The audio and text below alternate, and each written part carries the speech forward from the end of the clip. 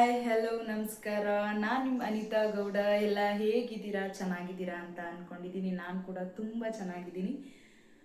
After very long time welcome back to my YouTube channel. 4 months ಆಯಿತು ನಾನು ವೀಡಿಯೋನ ಮಾಡಿ. ನಾನು ಯಾವುದೋ ವೀಡಿಯೋನೂ ಮಾಡಿರಲಿಲ್ಲ, ಎಡಿಟ್ ಮಾಡಿ ಹಾಕೋಣ ಅಂತ. ತುಂಬ ಜನ ಕೇಳ್ತಾ ಇದ್ರಿ ಯಾಕೆ ವೀಡಿಯೋಸ್ ಮಾಡ್ತಾ ಇಲ್ಲ ಅಂತ. ನಾನು ಯಾವುದಾದ್ರೂ ಫಂಕ್ಷನ್ಸ್ಗೆ ಹೋದರೆ ಎಲ್ಲಾದರೂ ನನ್ನ ಫ್ಯಾಮಿಲಿ ಫ್ರೆಂಡ್ಸ್ ಎಲ್ಲ ಕೇಳ್ತಾ ಇದ್ರು. ನಂಗೆ ತುಂಬ ಅನ್ನಿಸ್ತಾ ಇತ್ತು, ಲೈಕ್ ನಾನು ವೀಡಿಯೋ ಯಾರೂ ನೋಡೋದೇ ಇಲ್ಲ ಅಂತ ಅಂದ್ಕೊಂಡಿದ್ದೆ. ವ್ಯೂಸ್ ಏನು ಅಷ್ಟು ಹೋಗ್ತಾ ಇರಲಿಲ್ಲ ಅಲ್ವಾ, ಯಾರು ನೋಡ್ತಾ ಇರಲಿಲ್ಲ ಅಂತ. ಯಾರು ಸಬ್ಸ್ಕ್ರೈಬ್ ಮಾಡಿರಲಿಲ್ಲ ಅಷ್ಟೇ, ವೀಡಿಯೋಸ್ ಎಲ್ಲ ಆಲ್ಮೋಸ್ಟ್ ನೋಡ್ತಾ ಇದ್ರು. ನನ್ನ ಫ್ರೆಂಡ್ಸೇ ತುಂಬ ಜನ ಫೋನ್ ಮಾಡೆಲ್ಲ ಕೇಳ್ತಾಯಿದ್ರು, ಏನಕ್ಕೆ ಹುಷಾರಿಲ್ವಾ, ಏನಕ್ಕೆ ವೀಡಿಯೋ ಮಾಡ್ತಾ ಇಲ್ಲ ಅಂತ. ಕಾರಣಾಂತರಗಳಿಂದ ನಾನು ವೀಡಿಯೋನ ಮಾಡಿರಲಿಲ್ಲ. ತುಂಬ ಜನನೇ ಕೇಳಿದ್ದೀರಾ. Thank you so much. ನಿಮ್ಮ ಸಪೋರ್ಟ್ ಮುಂದೆ ಕೂಡ ಹೀಗೆ ಇರಲಿ. ನಾನು ವೀಡಿಯೋಸ್ನ ಹಾಕೋಕ್ಕೆ ತುಂಬ ಟ್ರೈ ಮಾಡ್ತೀನಿ. ಇನ್ಮೇಲೆ ಸ್ಟಾಪ್ ಮಾಡಲ್ಲ, ವೀಡಿಯೋಸ್ನ ಹಾಕ್ತಾ ಇರ್ತೀನಿ. ಸೊ ನಾನು ಇವತ್ತು ವೀಡಿಯೋ ಮಾಡ್ತಾ ಇದ್ದೀನಿ ಅಂತ ಹೊರಗಡೆ ಕಾಮನಬಿಲ್ ಕೂಡ ಬಂದಿದೆ, ನೋಡೋಣ ಬನ್ನಿ.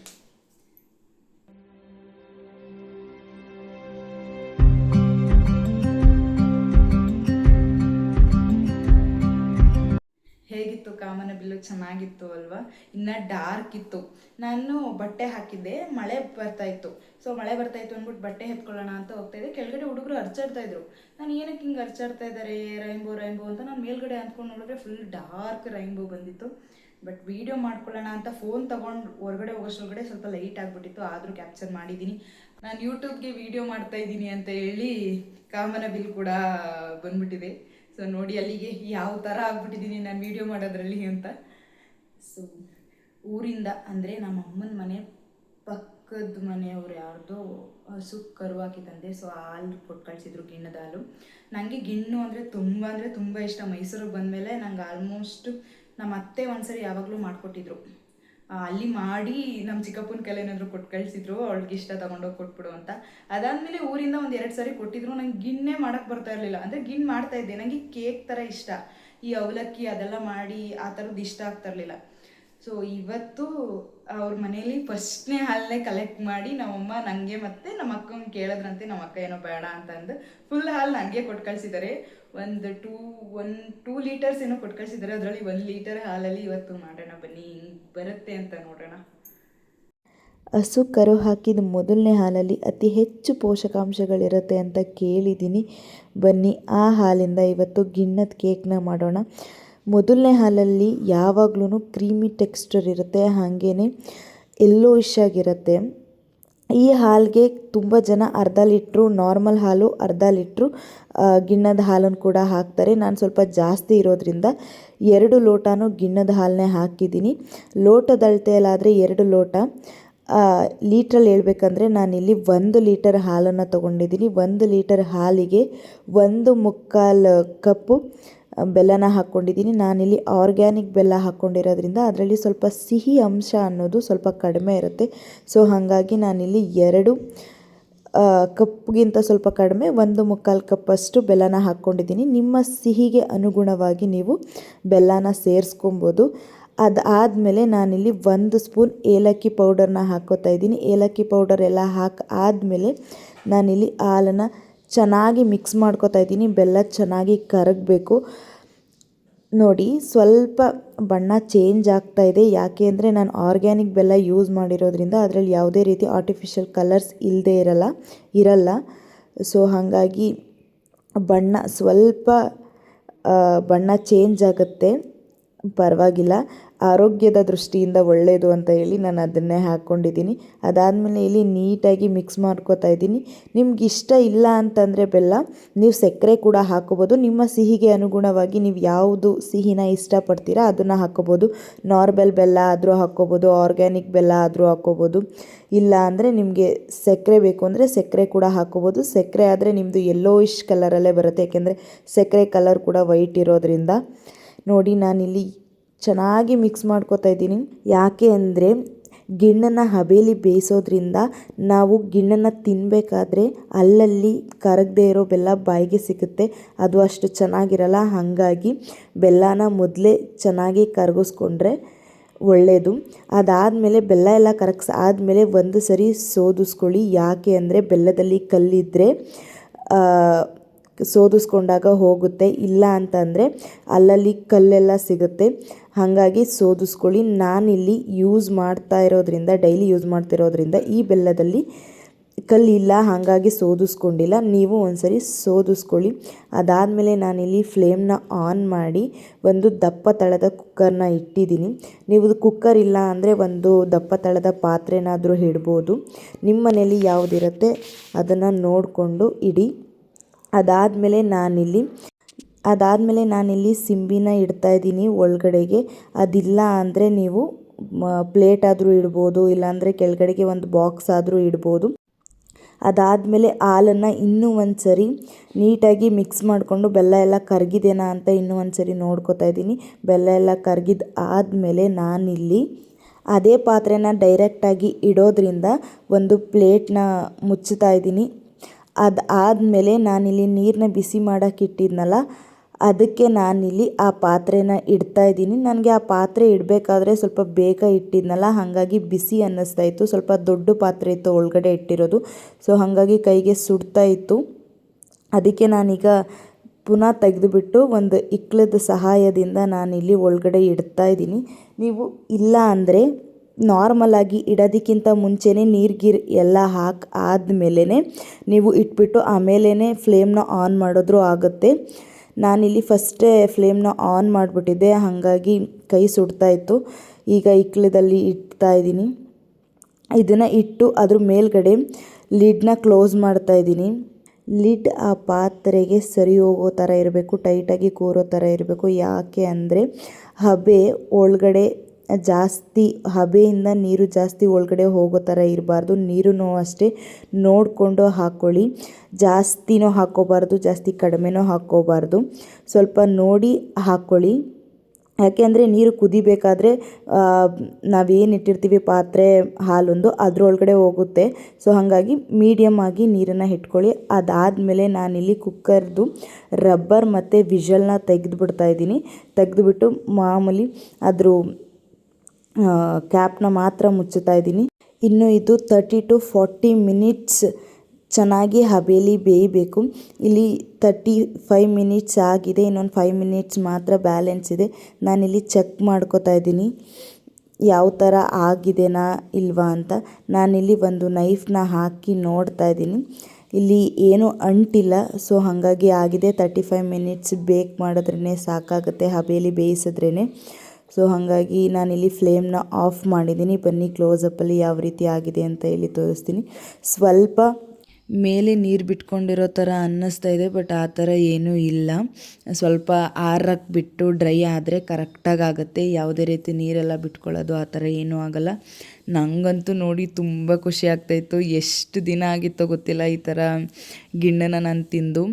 ನನಗಂತೂ ನೋಡಿನೇ ಬಾಯಲ್ಲಿ ನೀರು ಬರ್ತಾಯಿತ್ತು. ನಿಮ್ಗೆ ಯಾವ ರೀತಿ ಟೆಂಪ್ಟ್ ಆಗ್ತಿದೆಯಾ ಏನು ಅಂತ ಹೇಳಿ ಕಮೆಂಟ್ ಮಾಡಿ.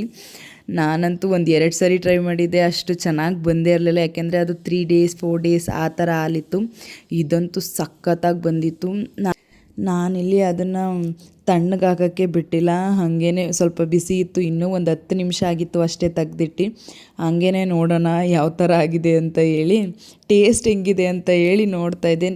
ಪರ್ಫೆಕ್ಟಾಗಂತೂ ಬಂದಿದೆ. ಟೇಸ್ಟ್ ಹೆಂಗಿದೆ ಅಂತ ಹೇಳಿ ನೋಡೋಣ ಅಂತ ನಾನಿಲ್ಲಿ ಫಸ್ಟು ಪಾತ್ರೆದು ಎಡ್ಜಸ್ ಎಲ್ಲ ಬಿಡಿಸ್ಕೊಂಡು ಒಂದು ಚಾಕುನಲ್ಲಿ ಅದಾದಮೇಲೆ ಪಾತ್ರೆನ ಒಂದು ತಟ್ಟೆ ಮೇಲ್ಗಡೆ ಇಟ್ಟು ಪಾತ್ರೆನ ಉಲ್ಟಾ ಮಾಡಿ ಅದನ್ನು ನೋಡ್ತಾ ಇದ್ದೀನಿ. ಅದು ನೋಡಿದ್ರೆ ಕೆಳಗಡೆನೇ ಬರ್ತಾ ಇರಲಿಲ್ಲ.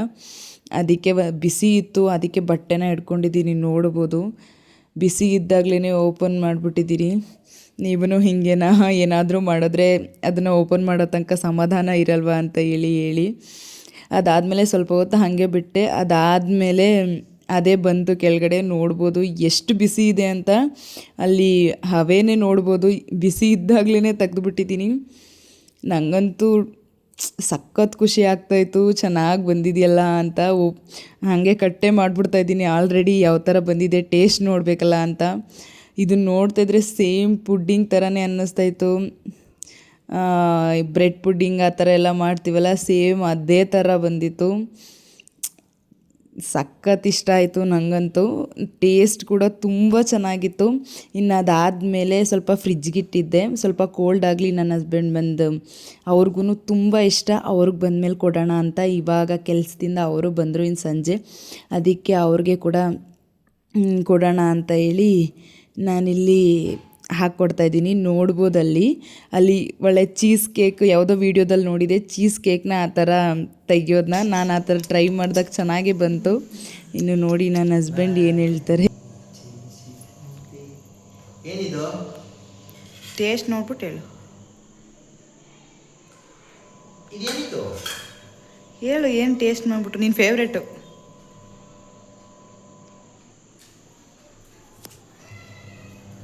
ಗಿಣ್ ಕೇಕು. ಹೌದು. ಹೆಂಗ್ ಮಾಡಿದೆ? ಹೆಂಗೆ ಮಾಡಿದೆ? ಚೆನ್ನಾಯ್ತಾ? ಸೂಪರ್, ಟೇಸ್ಟಿ ಆಗೈತೆ ಮಾತ್ರ.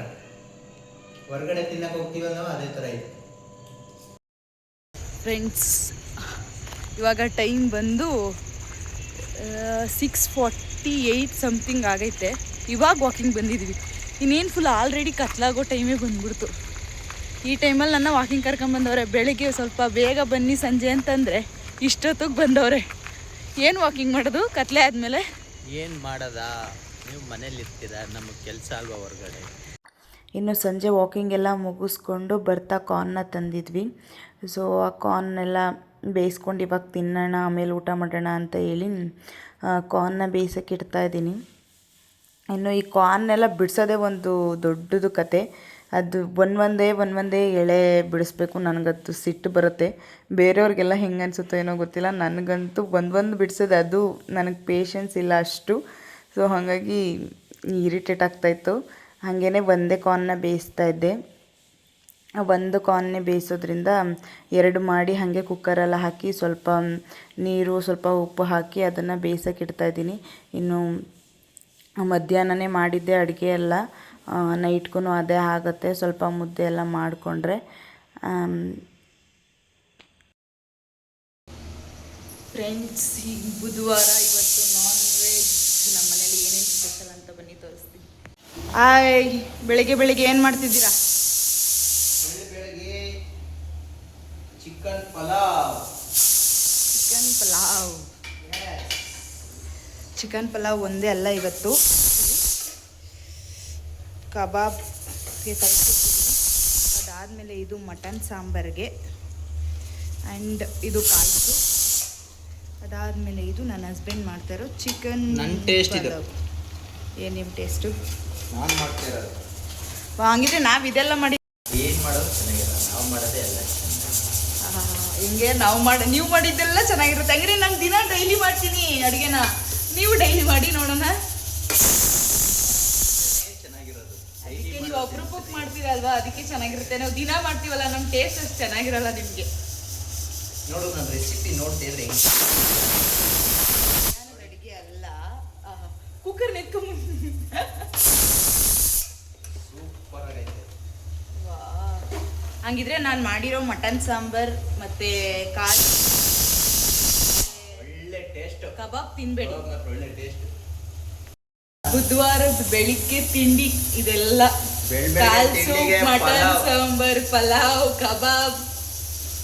ಇದು ಮೊಟ್ಟೆ ಆಮ್ಲೆಟ್, ಎಗ್ ಬಾಯ್ ಅದನ್ನು ಮಾಡ್ಬಿಡ್ತೀರಾ? ಮಾಡ್ತೇವೆ ಫ್ರೆಂಡ್ಸ್, ಎಲ್ಲ ಮಾಡಿಲ್ಲ, ಪಲಾವ್ ಒಂದೇ ಅವ್ರು ಮಾಡಿರೋದು. ನಾನು ಮಟನ್ ಕಾಲ್ ಸೂಪು ಮತ್ತೆ ಕಬಾಬ್ ಮುಂದೆ ಚಿಕನ್ ಪಲಾವ್. ಹಂಗಿದ್ರೆ ಅದನ್ನು ತಿನ್ಬೇಡಿ, ಅದೊಂದೇ ತಿನ್ಕೊಂಡು ಆಫೀಸ್ಗೆ ಹೋಗಿ, ಅದನ್ನೇ ಲಂಚ್ ಬಾಕ್ಸ್ ಹಾಕೊಂಡು ಆಫೀಸ್ಗೆ ಹೋಗಿ. ನಾನೇನು ಕೊಡಲ್ಲ ಹಂಗಿದ್ರೆ. ಬೆಳಿಗ್ಗೆ ನಮ್ಮ ಭಾವ ಫೋನ್ ಮಾಡಿದ್ರು ಮಟನ್ ಕೊಟ್ಟು ಕಳಿಸ್ತಾ ಇದೀನಿ ಅಂತ. ಸೊ ಅದಕ್ಕೆ ಫುಲ್ ಮಟನ್ ಸಾಂಬಾರ್, ಕಾಲ್ ಸೂಪ್ ಎಲ್ಲ.